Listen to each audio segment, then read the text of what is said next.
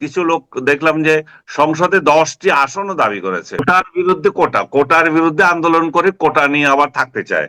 তো যাতে করে জুলাইয়ের প্রতি মানুষের যে একটা শ্রদ্ধাবোধ ছিল, সেটা আমার মনে হয় 1 বছরে সেটা মানে ধূলিসাৎ হয়ে গেছে। তার উপর শুরু হয়েছে মব সন্ত্রাস একটা চলতেই আছে, এবং প্রশাসন এটাতে নিষ্ক্রিয়। নির্বাচন যাতে যথাসময় না হয় সেই জন্য ইলেকশন কমিশনের কোনো প্রস্তুতি নাই।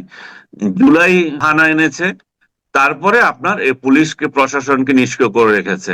পুলিশ প্রশাসন যদি সক্রিয় না হয়, তাদের সক্ষমতা না থাকে যে মব নিয়ন্ত্রণের, তাহলে নির্বাচন কিভাবে হবে? এই অরাজকতার মধ্যেই চলতে হবে। এই অরাজকতার মধ্যে আরো কিছু বুদ্ধিজীবী আছে এখন উস্কানি দিচ্ছে কিভাবে এটা আবার চেঞ্জ করার জন্য। যে সরকারের মধ্যে থাকা, সরকারের গুণগান গাওয়া কিছু বুদ্ধিজীবী নেমেছে আবার, যে কিভাবে এটাকে অস্থিতিশীল করে আরো দীর্ঘায়িত করা যায় ডক্টর ইউনূসের শাসনকে। প্রতারণা বেড়ে গেছে। এখন জুলাই আহত বেড়ে গেছে, জুলাই যুদ্ধ বেড়ে গেছে।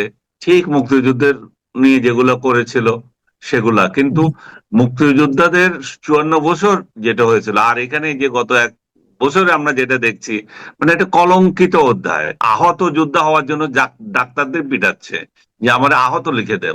নিহত লোকেরা এই তালিকায় ঢুকে যাচ্ছে, তাতে করে যে জুলাইয়ের উপর যে মানুষের এটা কমে গেছে, সেটা আর নাই। আমি কালকেও বলছিলাম যে চেতনা যে বিক্রি করা 1 মাস ধরে মানে কর্মসূচি গিলানোতে হবে না। চেতনা কে ধারণ করে? চেতনা তো হাওয়ায় ভাসতেছে না, আকাশে উড়ে না, এগুলো তো মানুষ ধারণ করে। আমি দেখবো যে আওয়ামী লীগ খারাপ কি ভালো। আজকে আওয়ামী লীগের নিয়ে সমালোচনা হচ্ছে, কেন খারাপ? কারণ হচ্ছে তাদের লোকগুলো খারাপ কাজ করেছে, তাই বলে আপনি খারাপ বলতেছেন। আপনি জুলাইয়ের লোকগুলো কি করতেছে সেটা দেখেই তো বুঝবো যে চেতনা কি জিনিস, ওনাদের কি জিনিস। এটা তো ওই জুলাই সনদে কি কথা বলা লেখা হলো সেটা দিয়ে হবে না। জুলাই সনদ দিয়ে মানুষ জুলাই কি চিনবে না? এই নাহিদদের দিয়ে, হাসনাতদের দিয়ে, সার্জিসদের দিয়ে, আর দুর্নীতির চেহারা তার নিজের চেহারা দেখে, এগুলোকে দেখে বুঝবে যে জুলাই কোথায় গেছে।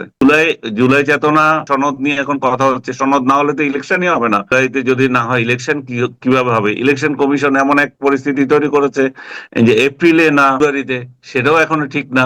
42 লক্ষ নতুন ভোটারকে এখানে ইনক্লুড করবে। তাদের একটা টার্গেট হচ্ছে ইয়াংদের যাতে এখানে ইনক্লুড করতে পারে, এবং তাদের ইয়াংদের টার্গেট করলে এনসিপি বা অন্য যারা, তাদের বোধে খুব লাভ হয়ে যাবে। যে নির্বাচন ঝুলে থাকবে জুলাই সনদ নিয়ে, এবং সনদ দিয়ে কাজ হবে না। জুলাই যোদ্ধারা কে কি করতেছে সেগুলাই মানুষ দেখবে। তো সুযোগ সুবিধা দিয়ে যাচ্ছে, এগুলো চেঞ্জ হয়ে যাবে, এগুলো বেশি দিন থাকবে না। আপনি যোদ্ধা বানাচ্ছেন, ইচ্ছা অনুযায়ী যা ইচ্ছা তার দিচ্ছেন, ক্ষতিপূরণ দিয়ে যাচ্ছেন, কত কত সুবিধা, যে হসপিটালে বিনা চিকিৎসা, চাকরি।